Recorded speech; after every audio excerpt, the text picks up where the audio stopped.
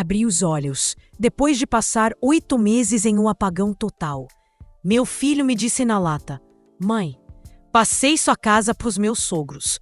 Achei que você não fosse resistir." Minha mora ainda completou: "Dê o seu jeito e ache outro lugar para morar." Peguei minha bolsa e saí. 2 horas depois, quando eles voltaram para a residência, o grito de pavor foi ouvido de longe.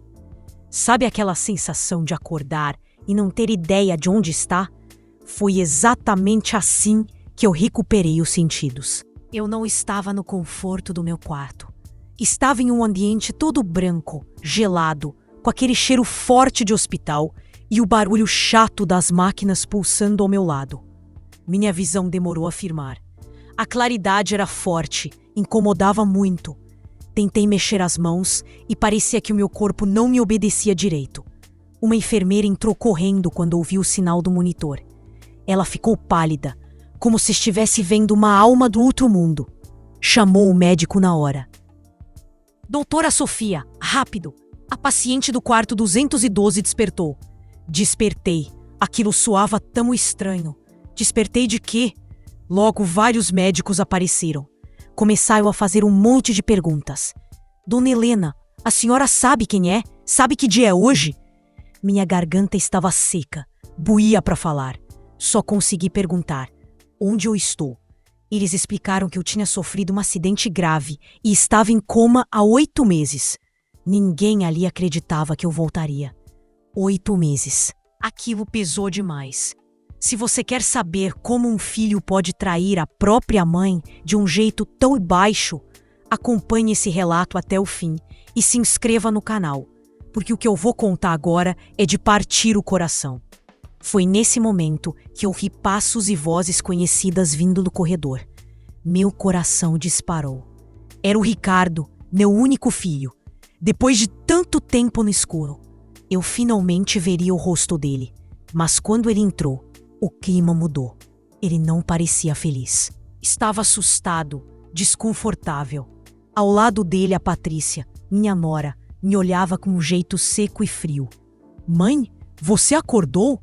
ele perguntou, chegando perto como se tivesse medo de me tocar. Tentei sorrir e disse que sim, que graças a Deus eu estava de volta. O silêncio que veio depois foi horrível. Patrícia cruzou os braços e o Ricardo olhou para ela, buscando coragem. Ele respirou fundo e soltou uma frase que acabou comigo. "Mãe, eu preciso te falar sobre a sua casa. A minha casa. O lugar onde criei ele sozinha depois que o Joaquim faleceu. Onde cada detalhe tinha a mão do meu marido, que construiu tudo com tanto esforço. Eu dei a casa para os pais da Patrícia", ele disse. "Achei que ainda estava delirando por causa dos remédios, mas era real." Ele continuou dizendo que os médicos tinham dado o meu caso como perdido, que eu nunca mais teria consciência. E como os pais da Patrícia tinham sido despejados e não tinham para onde ir, ele resolveu entregar as chaves para eles. "Você deu a minha casa?" perguntei com a voz falhando. E a Patrícia, sem um pingo de pena, deu um passo à frente.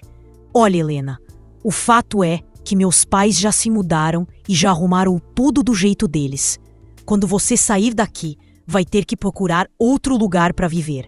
Ache outro lugar para morar." Aquelas palavras ficaram martelando na minha cabeça. O meu filho, o menino que eu cuidei com tanto amor, que carreguei no colo quando ele se machucou aos 10 anos, que ajudei na faculdade vendendo as joias de família que eu tinha. Ele estava me dizendo que eu não tinha mais para onde voltar. Algo dentro de mim mudou na hora. Não foi tristeza, foi um estalo de realidade. Pedi minha bolsa com os pertences que estavam guardados. Minhas mãos ainda tremiam muito, mas segurei a alça com firmeza. "Mãe, o que você vai fazer?" o Ricardo perguntou. E pela primeira vez, notei um tom de medo nos olhos dele. Levantei da cama com o apoio da enfermeira. Minhas pernas estavam bambas depois de 8 meses sem uso. Mas eu não permitiria que eles me vissem fraquejar. Não ali, não na frente deles. "Vou fazer exatamente o que sua esposa sugeriu, Ricardo. Vou encontrar outro canto para mim."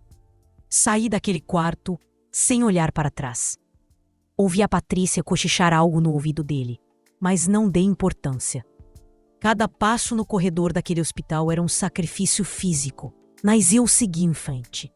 A moça da recepção, preocupada com o meu estado, me ajudou a pedir o carro por aplicativo. A senhora tem certeza de que pode ir agora? Absoluta, respondi. 2 horas depois, quando o Ricardo e a Patrícia voltaram para a casa que me pertencia.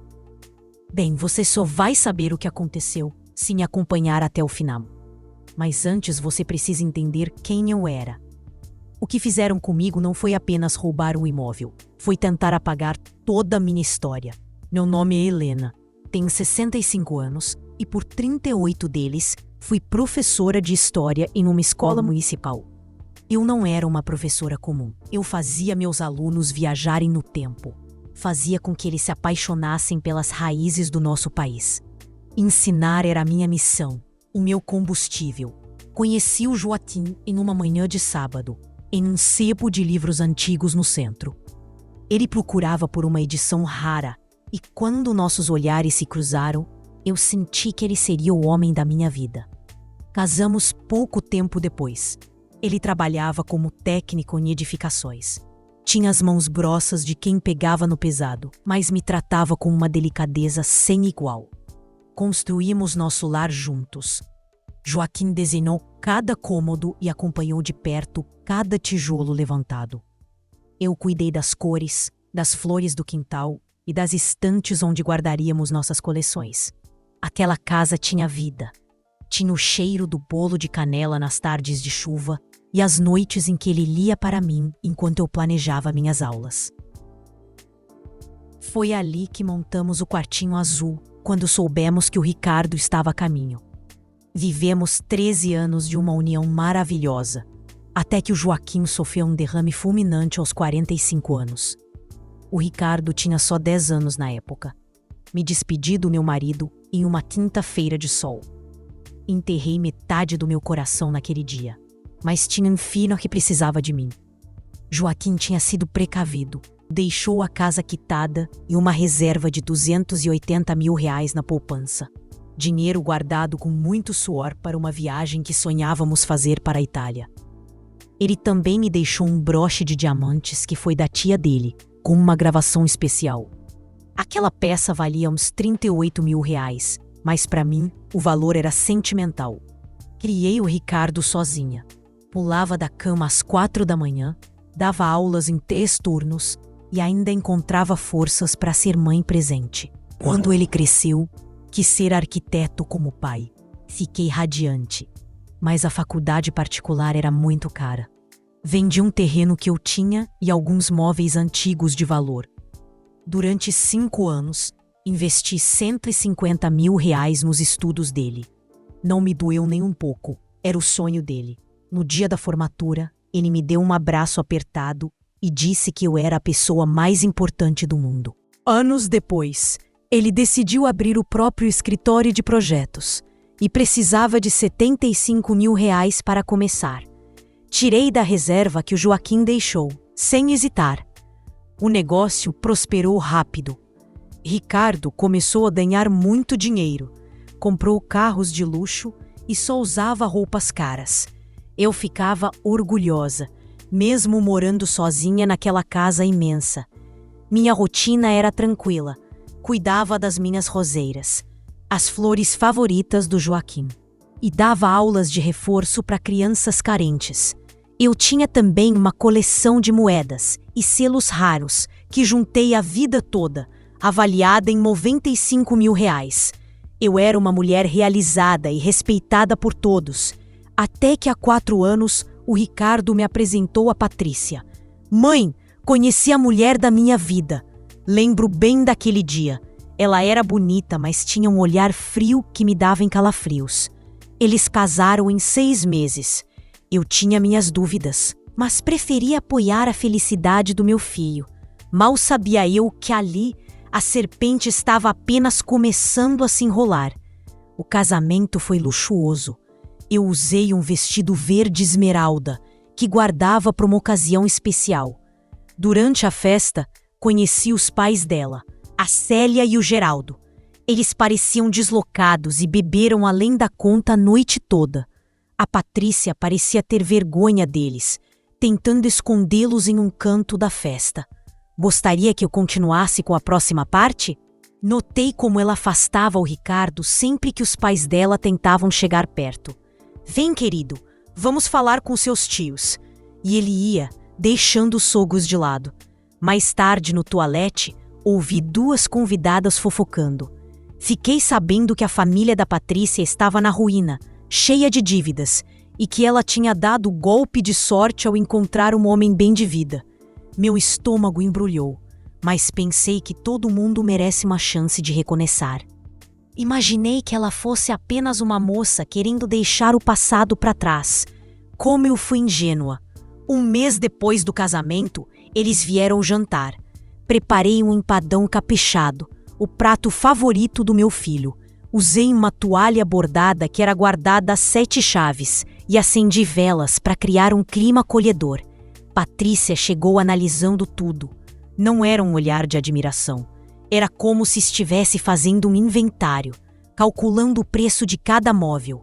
Nossa, Helena, que casarão para uma pessoa só, ela comentou, soltando o veneno de forma macia. Respondi que aquela era a casa que eu e Joaquim levantamos, cheia de lembranças. Ela riu e disse: lembranças não pagam os impostos, não é? Durante a refeição, ela continuou com o assunto. Sugeriu que eu vendesse tudo e comprasse um apartamento minúsculo, sem quintal, para ter liberdade. Liberdade? Ela falava como se eu estivesse presa na minha própria história. Quando eu disse que não ia sair dali, ela mudou o tom, fingindo preocupação. A gente só se preocupa. Você está ficando idosa, pode escorregar no banheiro e ninguém ver. O Ricardo tentou dizer que eu estava ótima, mas a semente da dúvida já tinha sido plantada. Nas semanas seguintes, os ataques continuaram disfarçados de cuidado. Ela perguntava se eu ainda lembrava a senha do cartão ou inventava que eu tinha prometido fazer pão de queijo e esquecido. Eu nunca tinha falado em pão de queijo. Ela criava lapsos de memória que nunca existiram. Na frente do meu filho, ela agia como se eu estivesse ficando gagá, e ele, cego de amor, começou a acreditar. 4 meses depois, eles apareceram num domingo sem avisar. Patrícia foi direto para a cozinha e abriu a geladeira. Helena, leite vencido de novo? Você precisa de ajuda. Não tinha nada vencido. Eu tinha feito compras na quarta-feira, mas o Ricardo me olhou com um olhar de dó. Dó do próprio filho. Ele disse que a Patrícia tinha razão, que eu não podia mais morar sozinha. Eu tinha 60 anos na época, não 90, mas a dúvida já estava nos olhos dele. Passou-se um ano de indiretas e comentários maldosos. Ela dizia que minha coleção de moedas devia ser um peso para limpar, ou que o broche de diamantes era perigoso de guardar em casa. Comecei a me sentir uma estranha no meu próprio lar. Patrícia mexia nas minhas gavetas, dizendo que estava apenas conferindo se eu não tinha esquecido nada importante aberto. O Ricardo trabalhava cada vez mais, e quando estava presente, ela é quem falava por ele. Tentei falar com ele a sós. Ricardo, sinto que a Patrícia não gosta de mim. Ele apenas ria e dizia que eu estava imaginando coisas, que ela era um anjo preocupado comigo. Aquela palavra preocupação começou a me dar calafrios. 2 anos após o casório, em uma tarde de quarta, eles vieram com vasos de flores. Ela colocou as plantas bem na frente das molduras com as fotos do Joaquim e do Ricardo criança. Quando eles foram embora e eu fui organizar as fotos, percebi que uma tinha sumido. Era a foto do aniversário de 8 anos do Ricardo, onde o pai estava com a mão no ombro dele. Liguei para o meu filho e ele, com voz cansada, respondeu: Mãe, você deve ter guardado em algum lugar e não lembra. Não lembra. Essa frase virou o refrão de todas as nossas conversas. Percebi então o plano dela. Patrícia estava montando um personagem de mim, uma mulher senil que não conseguia mais cuidar da própria vida. E o pior é que estava funcionando perfeitamente. 3 anos de casamento se passaram. O Ricardo agora me tratava como se eu fosse de cristal. Alguém que não conseguia mais cuidar de si. Ele ligava pouco, aparecia raramente. Quando eu perguntava sobre como ele estava, a Patrícia logo cortava.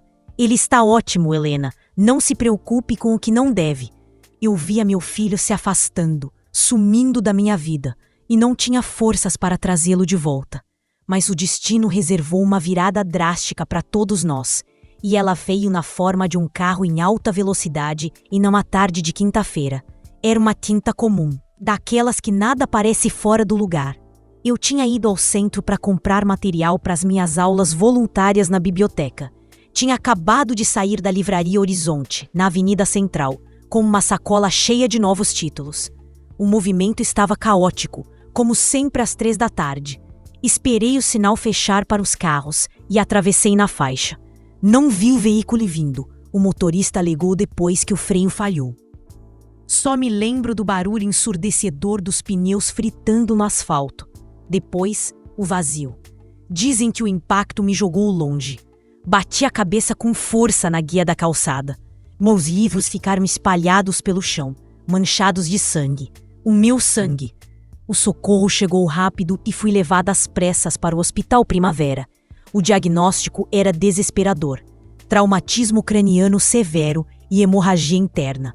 Os médicos foram diretos. As chances eram mínimas. O Ricardo chegou 2 horas depois, acompanhado da Patrícia. Soube mais tarde que ele desabou ao me ver naquele estado, cheia de aparelhos e hematomas. Mas eu não estava mais ali. Entrei em coma naquela mesma noite. Os especialistas avisaram que, mesmo se eu sobrevivesse, poderia ficar em estado vegetativo para sempre. Na primeira semana, o Ricardo não saiu do meu lado. A Patrícia também ficou, mas, segundo as enfermeiras que me atenderam, ela não estava ali para apoiar o marido. Ela estava observando, como um urubu, esperando a hora certa. Na segunda semana, veio a conversa decisiva. Os médicos disseram que o quadro era irreversível devido à minha idade e à gravidade da lesão. Foi aí que a Patrícia começou a agir. Ela começou a sussurrar no ouvido do Ricardo que ele não podia parar a vida dele por causa de alguém que não sentia mais nada. No segundo mês, ela deu o bote final. Uma enfermeira chamada Betty me contou tudo depois. Ricardo, os meus pais perderam tudo. Estão sendo despejados, ela mentiu. Sua mãe tem aquela casa enorme, vazia. Ela não vai voltar. E se voltar, vai precisar de um lugar especializado, um asilo. O Ricardo estava esgotado, com o emocional em frangalhos. Ele resistiu no começo, mas a Patrícia sabia como manipulá-lo. Ela usou a própria generosidade que eu sempre tive para convencê-lo. Sua mãe ficaria triste em ver meus pais na rua, ela dizia. No terceiro mês de coma, o Ricardo cedeu. Ele assinou uma série de documentos que a Patrícia providenciou através de um advogado de confiança dela. Um sujeito chamado Dr. Alberto, que trabalhava em uma salinha escondida no bairro Vila Real. Esse advogado era desonesto e já tinha problemas com a justiça. Ele forjou uma procuração e uma escritura de doação. Usaram assinaturas minhas de documentos antigos e com a ajuda de um funcionário corrupto de um cartório, que conheceram a firma por apenas R$70 de propina.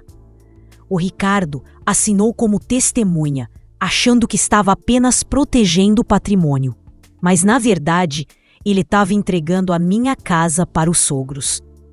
Em pouco tempo, a casa que valia R$920 mil passou para o nome de Célia e Geraldo. Eles se mudaram na semana seguinte.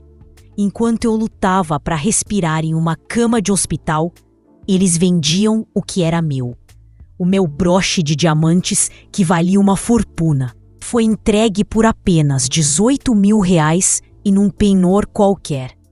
Minha coleção de moedas e selos, avaliada em quase 100 mil, foi vendida como sucata por R$8 mil. Eles trocaram meus móveis de madeira por coisas baratas e sem valor. O Ricardo ia me visitar cada vez menos. A Patrícia sempre inventava uma desculpa para ele não ir à minha antiga casa. Ela dizia que estava em reforma, que o cheiro de tinta faria mal a ele. No 5º mês, as visitas eram raras. O Ricardo chorava ao pé da cama, pedindo desculpas, sem saber que o pedido de perdão dele não pagaria o estrago que estava sendo feito. E então, no 8º mês, contra todas as previsões da medicina, eu abri os olhos. O que eu descobri ao acordar foi como se tivessem arrancado a minha pele. Cada documento que eu via, cada relato que eu ouvia, era uma nova facada. Eles tinham roubado a minha vida de forma legal. E agora eu estava oficialmente sem teto.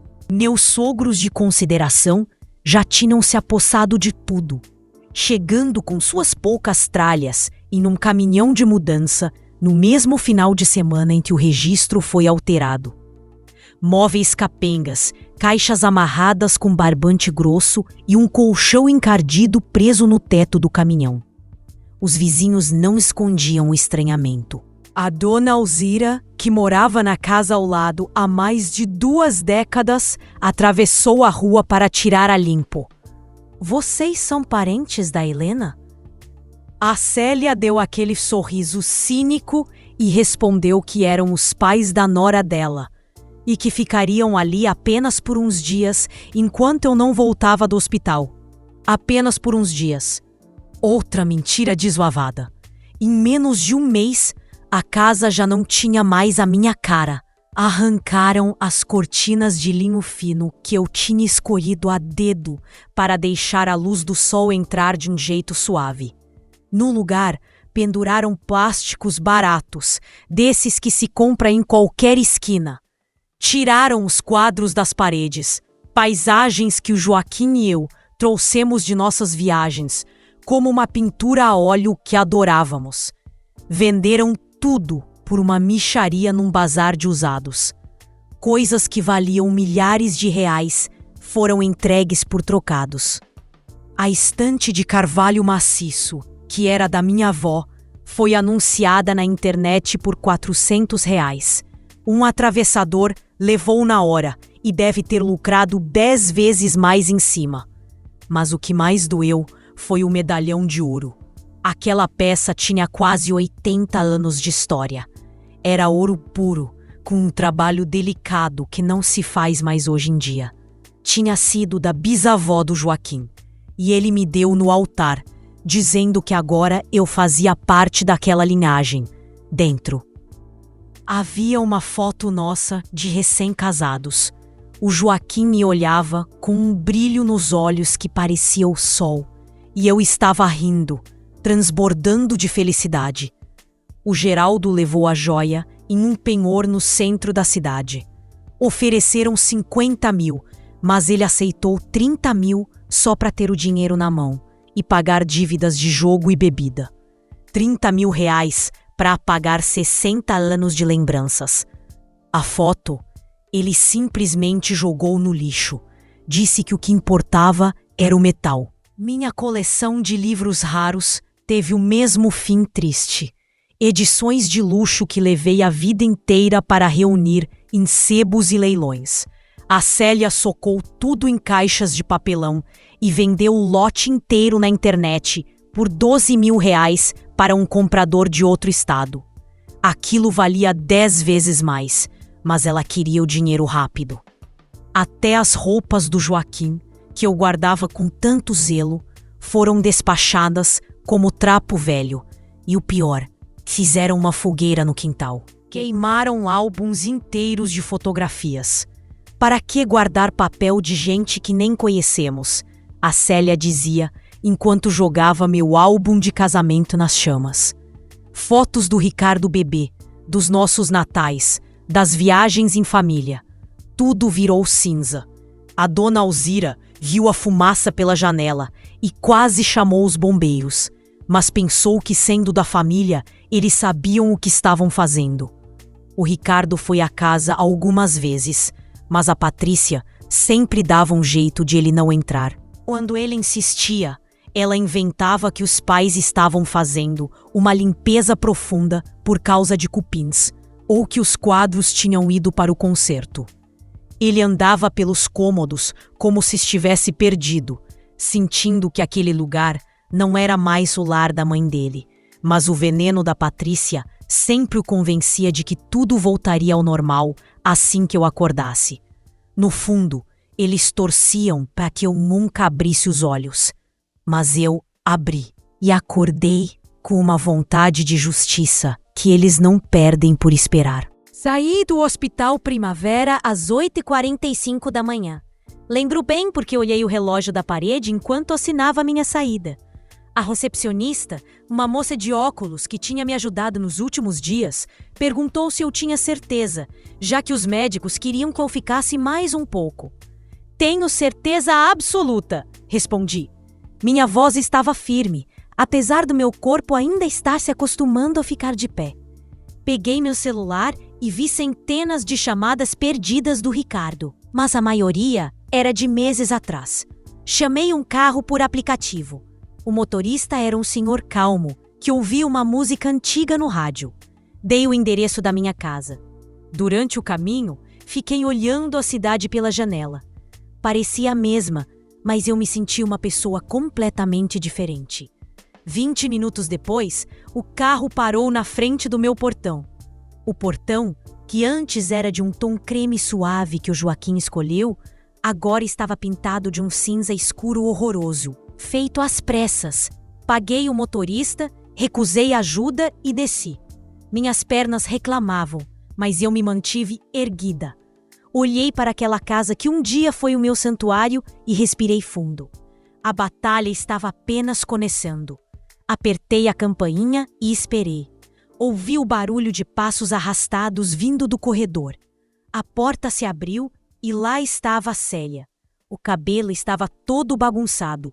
Vestia um roupão florido e gasto, chinelos de dedo, e exalava um cheiro de café velho e cigarro.